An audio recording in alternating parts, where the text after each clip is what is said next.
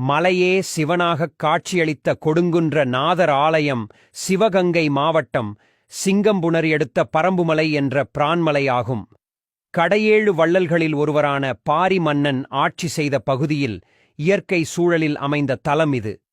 திருஞான சம்பந்தர் பாடல் பெற்ற திருத்தலம் இதுவாகும். இக்கோயில் சுமார் 2000 வருடங்கள் பழமை வாய்ந்தது.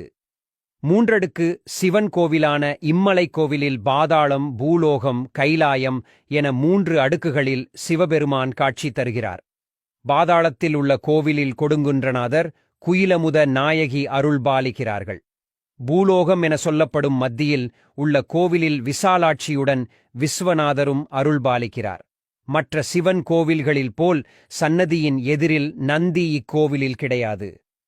சிவன் அகத்தியருக்கு திருமண கோலத்தில் காட்சியளித்தபோது நந்தி தேவர் மத்தளம் வாசித்துக் கொண்டிருந்தார் என்ற அடிப்படையில் இங்கு நந்தி நிறுவப்படவில்லை. இரும்பாலான பழமை வாய்ந்த பீரங்கி உச்சிமலையில் இருப்பது இத்தலத்திற்கு மேலும் சிறப்பு.